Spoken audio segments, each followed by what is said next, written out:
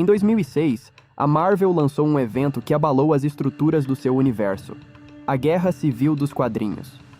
Essa saga épica reuniu todos os grandes heróis, desde os Vingadores e os X-Men até o Quarteto Fantástico.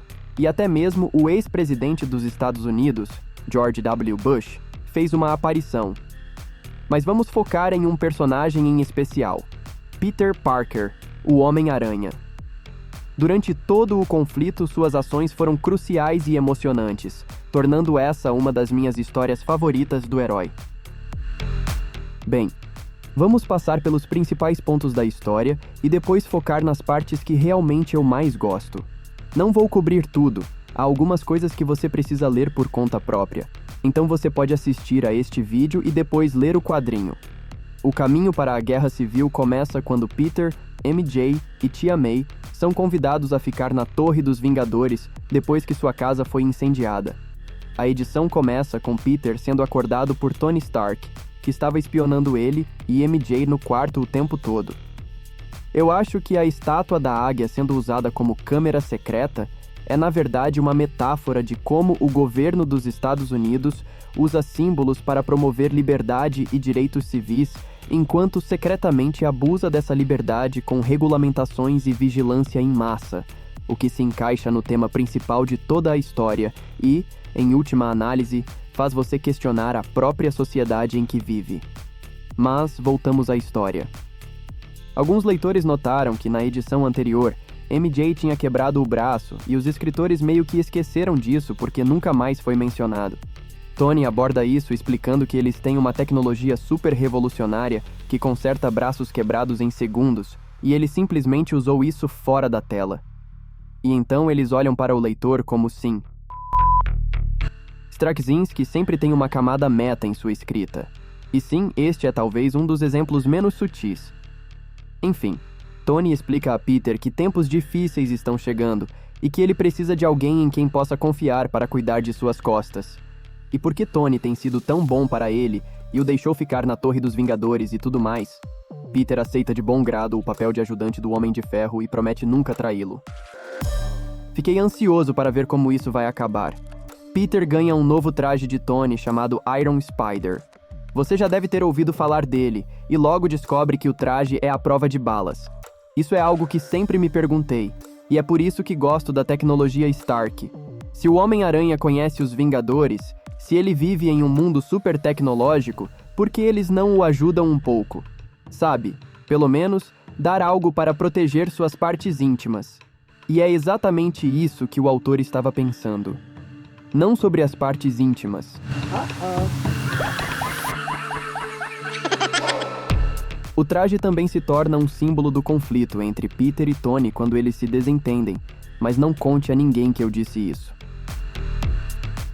No dia seguinte, Tony leva Peter a Washington para discutir o ato de registro de super-heróis com o Senado. Basicamente, o governo tem visto todos esses super-heróis voando por aí sem supervisão, e eles não estão felizes com isso. Então estão tentando aprovar uma lei que exigiria que todos os super-heróis se registrassem com o governo. Tony argumenta contra isso, dizendo que os super-heróis fazem mais mal do que bem. É isso mesmo. O Homem de Ferro é originalmente contra o ato de registro, o que você não saberia se apenas lesse o livro principal da Guerra Civil. Peter intervém com um ponto muito bom sobre como, se os super-heróis tivessem que revelar suas identidades secretas, suas famílias estariam em risco e não haveria ninguém para cuidar dos vilões. Tony depois repreende Peter por isso, explicando que sim, o que ele disse era a verdade. A verdade não pertence à lei. Após o Homem de Titânio atacar o Senado e o Homem-Aranha salvar o dia, os políticos dizem: "Ok, talvez vocês não sejam tão ruins", e reconsideram o ato. Os super-heróis venceram mais uma vez. Peter chega em casa para Mary Jane e tudo parece bem. No entanto, enquanto Peter adormece na frente da TV, é lentamente revelado fora da tela que houve um grande desastre em Stamford, Connecticut, onde uma batalha envolvendo super-heróis resultou na morte de centenas de pessoas e feriu gravemente muitas outras. Este é provavelmente o meu conjunto de painéis favorito de toda a história. Há algo tão assustador nisso, como Peter está tão alheio não apenas ao desastre em si, mas aos eventos que virão e que virarão seu mundo de cabeça para baixo. Este pequeno momento prenuncia o fim de sua vida como ele a conhece. É meio assustador. É aqui que o principal evento da Guerra Civil começa. O desastre em Stanford vira o público em geral contra os super-humanos, com praticamente todo o país agora apoiando o ato de registro. Tony e Peter vão à Casa Branca, onde o presidente diz que assinará o ato com efeito imediato. Isso significa que todos os super-heróis terão que se registrar com o governo ou serão caçados e presos. Embora Tony fosse originalmente contra o ato, ele diz que precisa liderar o processo de registro, porque se ele não fizer isso, alguém pior o fará. E como Tony precisa dar um bom exemplo, isso significa que seu fiel ajudante, o Homem-Aranha, também precisa fazer o mesmo. Peter agora precisa revelar sua identidade, ou ele, Mary Jane e Tia May serão processados e presos. Por outro lado, se ele revelar sua identidade, todos os super-vilões do planeta vão querer destruir sua família. Isso obviamente deixa Peter completamente apavorado. Tem um pequeno momento que gosto muito, que é quando Peter está no avião voltando de Washington. Ele liga para o banco e pergunta o saldo total de sua conta poupança, certificando-se de que pode sacar o dinheiro a qualquer momento. Essa é a cena inteira. Você pode perceber o quanto isso é estressante para ele. Acho que captura perfeitamente a sensação de estar com medo e sozinho, sendo forçado a tomar uma decisão terrível que acabará mal de qualquer maneira. Peter conversa com sua família sobre a situação. Como era de se esperar, Tia May apoia a decisão de revelar sua identidade. Ela diz que, se Peter se revelar ao público, eles o verão como o herói que ele realmente é. Mary Jane concorda que ele não tem nada do que se envergonhar, então ele deve manter sua posição e assumir a responsabilidade, assim como o tio Ben gostaria que ele fizesse. 5 minutos antes de revelar sua identidade na televisão nacional, Peter se encontra com Tony. Ele diz que, apesar de quão difícil será se revelar, ele prometeu a Tony que ficaria ao seu lado, não importa o que acontecesse. E assim, em um dos momentos possivelmente mais estressantes de sua vida, o Homem-Aranha revela sua identidade para o mundo. Em questão de segundos, Peter Parker se torna um nome familiar. A grande quantidade de buscas por ele no Google acaba derrubando toda a internet, inclusive os sites pornográficos. Eu simplesmente acho engraçado como uma criança vai ler isso e ficar tipo... Mas que porra é pornografia? Uma curiosidade. Quando o Homem-Aranha, De Volta ao Lar foi lançado e teve aquela piada, aparentemente houve um grande aumento nas pesquisas no Google perguntando o que era pornografia. Então foi assim que o Homem-Aranha apresentou uma geração inteira à pornografia. E lembra como a Tia May disse que o público veria Peter como um herói? Bom, todo mundo está muito ansioso para encher ele de amor. O que eu adoro na escrita do autor é como ele equilibra perfeitamente o tom. Vai de uma experiência angustiante e estressante para uma piada de 4 páginas sobre o Peter sendo ignorado no telefone. E mesmo assim, não parece que o drama foi interrompido de repente por uma piada barata. Tudo parece fazer parte de uma narrativa coesa. Enfim, J. Jonah Jameson entra com um processo contra Peter de $5 milhões. Um manifestante revoltado quase atira na cara da MJ, e supervilões ao redor do mundo estão planejando como vão erradicar toda a linhagem sanguínea de Peter. A vida do Peter está indo pro lixo, e, como se as coisas não pudessem piorar, o Tony anuncia que ele vai mandar um time de super-heróis para caçar aqueles que não se registrarem. E nesse time especial, completamente contra sua vontade, está o Homem-Aranha. Peter confronta o Tony e, obviamente, solta um "vai se ferrar, cara".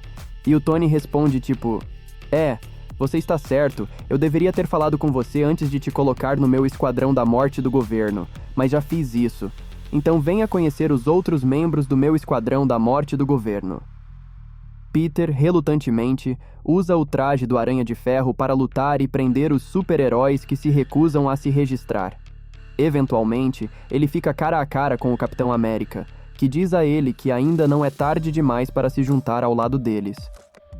Peter não pode exatamente trair o Homem de Ferro, a equipe dele e o governo, Então é forçado a perder o respeito do Steve, que ele tanto tentou conquistar. Depois da luta, Peter reflete sobre como, sim, tecnicamente ele está do lado certo da lei, mas espera estar no lado certo moralmente e espera que Deus possa perdoá-lo por seus pecados. Na edição seguinte, praticamente não há ação do Homem-Aranha, exceto pela última página. A edição segue Peter enquanto ele debate intensamente sobre qual a decisão certa a tomar. Para decidir, Peter pede para o Tony mostrar onde exatamente eles estão mantendo todas as pessoas que prenderam. Tony concorda e pede ao Senhor Fantástico para levá-los à Zona Negativa, uma dimensão alternativa onde construíram um grande castelo gótico. Depois que Peter vê as condições em que mantém os prisioneiros, ele confronta o Tony por isso. E Tony responde com um discurso poderoso sobre como é a maldita lei, e você não pode simplesmente colocar uma bomba atômica em prisão domiciliar.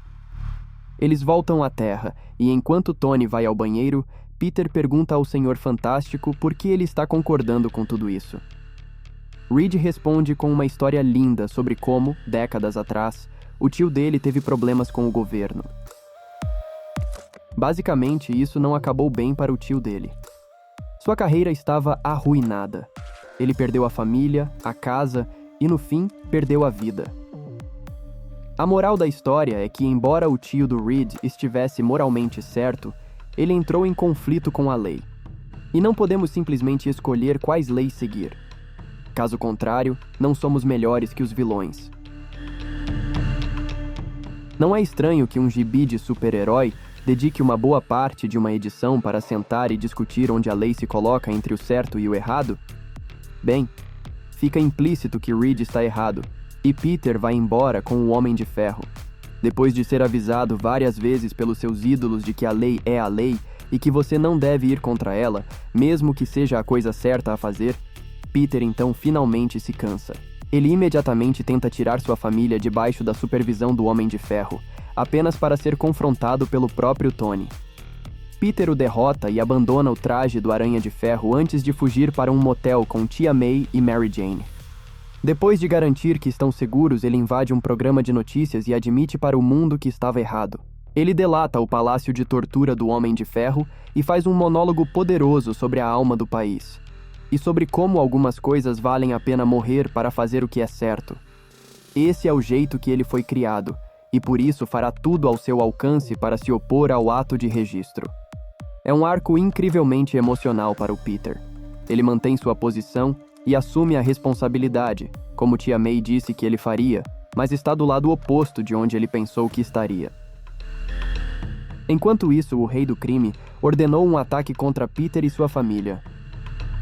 Ele, o Rei do Crime, posicionou um assassino do lado de fora do motel para ficar de olho e puxar o gatilho na hora certa. O Capitão América vê a mensagem do Peter na TV e se encontra com ele secretamente. E então temos outra grande história, desta vez sobre o passado do Capitão América e o que significa ser um patriota, mesmo que todo o seu país esteja contra você. Não vou falar de tudo, principalmente porque o filme praticamente tirou o roteiro direto dos quadrinhos, só que amenizou um pouco.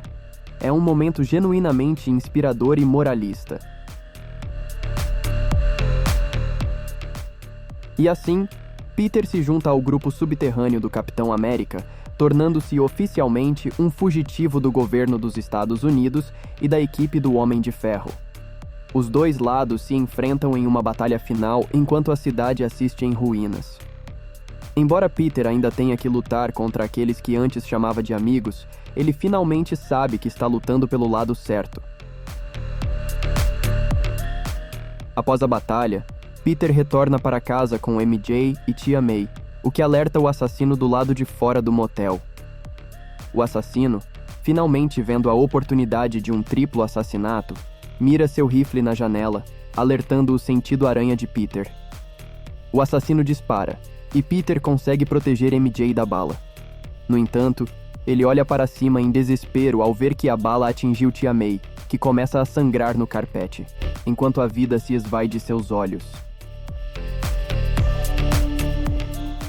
Se você é fã dos heróis Marvel, você já sabe onde isso vai acabar.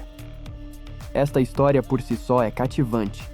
É incrivelmente poderosa e lida com temas maduros de uma maneira muito bem escrita. As mensagens que ela traz nos fazem pensar. Até o título reflete o cerne do Homem-Aranha, a guerra em casa, apesar da grande escala do evento e de tantos personagens envolvidos.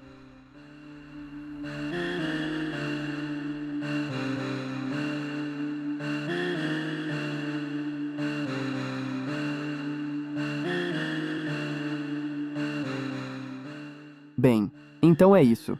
Valeu mesmo por assistir. Se inscreva no canal, deixe um like e um comentário. Até mais!